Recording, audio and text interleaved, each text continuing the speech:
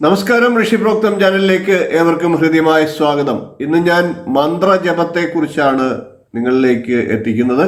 ഇന്നത്തെ വീഡിയോയിൽ മന്ത്രം ജപിക്കുമ്പോൾ നാം ആ ജപത്തിന്റെ പ്രത്യേകതകൾ, ജപം ഏതെല്ലാം തരത്തിൽ, അതിന്റെ പ്രത്യേകതകൾ, വിവിധ ജപങ്ങളെ പരിചയപ്പെടുത്തുക തുടങ്ങിയ കാര്യങ്ങളാണ് ഇന്നത്തെ വീഡിയോയിൽ ഉൾക്കൊള്ളിച്ചിരിക്കുന്നത്.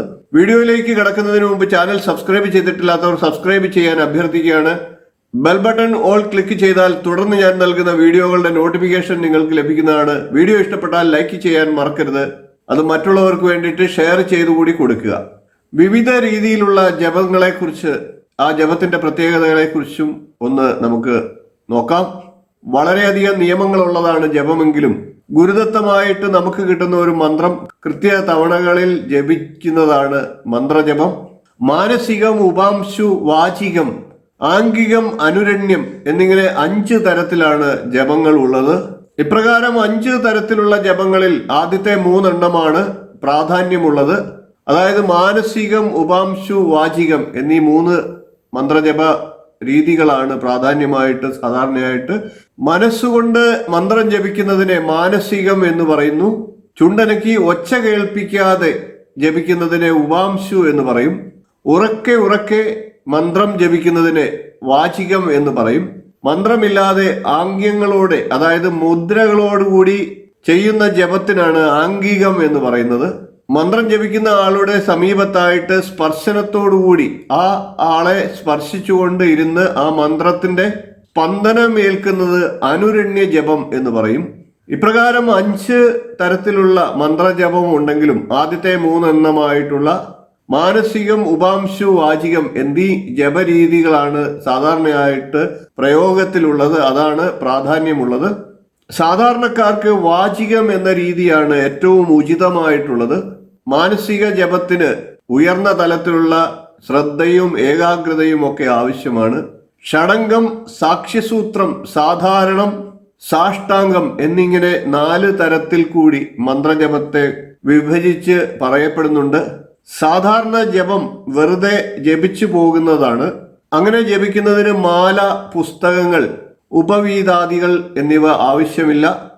സാക്ഷ്യസൂത്രപ്രകാരം മന്ത്രസിദ്ധി വരുത്തുന്നതിന് മാലയും യജ്ഞോപവീതവും നിർബന്ധമായിട്ട് ആവശ്യമുണ്ട്.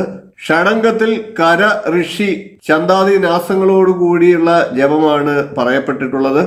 എന്നാൽ സാഷ്ടാംഗ ജപത്തിൽ യന്ത്രം, മാല, സൂത്രം, ജപം, ആസനം, ന്യാസം, കവചം, ധ്യാനം എന്നീ 8 കാര്യങ്ങൾ ഒപ്പമുണ്ടാകണം.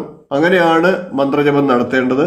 കൂടുതലും ഷഡംഗം താന്ത്രിക ആരാധനാ സമ്പ്രദായത്തിലാണ് നടത്തപ്പെടുന്നത്. ഓരോരോ ഋഷിവര്യന്മാരുടെ ഗുരു സമ്പ്രദായങ്ങളുടെ വ്യത്യാസങ്ങൾ അനുസരിച്ച് ഈ കാര്യത്തിൽ ആചരണങ്ങളിൽ വ്യത്യാസമുണ്ട്.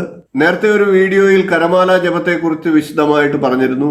ഇനി മറ്റൊരു വീഡിയോയിൽ മാല ജപരീതിയെ കുറിച്ച് പറയുന്നതാണ്. കരമാല സമ്പ്രദായവും മാലാ സമ്പ്രദായവും ഒക്കെ അറിഞ്ഞിരുന്നുകൊണ്ട് മന്ത്രജപം ജപിക്കുകയാണെങ്കിൽ തീർച്ചയായിട്ടും അതിന് കൂടുതൽ ഫലസിദ്ധി ഉണ്ടാകും. നമുക്ക് ശ്രദ്ധയും ഏകാഗ്രതയും ഒക്കെ കൈവരാനും കൃത്യമായിട്ടുള്ള ഒരു എണ്ണം തെരഞ്ഞെടുത്തുകൊണ്ട് നമുക്ക് അതിൽ ഉറച്ചു നിന്നുകൊണ്ട് ജപിക്കാനും ഒക്കെ സാധിക്കുന്നതാണ്. ജപത്തിന് സാധാരണയായി 108 എന്ന പൊതു എണ്ണമാണ് നാം തെരഞ്ഞെടുക്കാറുള്ളത്. അതിൽ 101 എണ്ണം സാധാരണയായിട്ട് ജപവും 7 എണ്ണം പിഴ തീർക്കാനുള്ള ജപവുമായിട്ടാണ് കരുതപ്പെടുന്നത്. അങ്ങനെ ഇപ്രകാരം 101ഉം 7ഉം കൂടുമ്പോൾ 108 എണ്ണം സംഖ്യ വരുന്ന രീതിയിലാണ് നാം ജപം തിരഞ്ഞെടുക്കുന്നത്. 54, 41, 21 തുടങ്ങിയ സംഖ്യകളിലും സാധാരണയായിട്ട് നമുക്ക് ഓരോരോ ദേവന്റെ മന്ത്രങ്ങൾക്കനുസരിച്ച് പ്രത്യേകമായിട്ട് സംഖ്യകൾ തിരഞ്ഞെടുത്ത് ജപിക്കാവുന്നതാണ്. ഇപ്രകാരം എണ്ണം തിരഞ്ഞെടുക്കുമ്പോൾ നമ്മളുടെ മന്ത്രത്തിന്റെ പ്രത്യേകതയും ദേവന്റെ പ്രത്യേകതയും നമ്മളുടെ ആഗ്രഹ സാഫല്യത്തിന്റെ ആ കാര്യസിദ്ധി കാരണവുമൊക്കെ അതിൽ ശ്രദ്ധിച്ചു വേണം ആ എണ്ണം തിരഞ്ഞെടുക്കാനായിട്ട്. മന്ത്രങ്ങൾ തിരഞ്ഞെടുക്കുമ്പോഴും ശ്രദ്ധിച്ചു വേണം തിരഞ്ഞെടുക്കാനായിട്ട്. ഗുരു ഉപദേശപ്രകാരമുള്ള മന്ത്രജപമാണ് ഏറ്റവും ഉചിതമായിട്ടുള്ളത്. ഗുരുക്കന്മാരിൽ നിന്ന് നമുക്ക് മന്ത്രം ലഭിക്കുന്നില്ല എങ്കിൽ നമുക്ക് പരമശിവനെ ഗുരുവായിട്ട് സങ്കല്പിച്ചുകൊണ്ട് തെറ്റില്ലാതെ ജപിക്കാൻ സാധിക്കുമെങ്കിൽ ആ മന്ത്രം തിരഞ്ഞെടുത്ത് ജപിക്കാവുന്നതാണ്.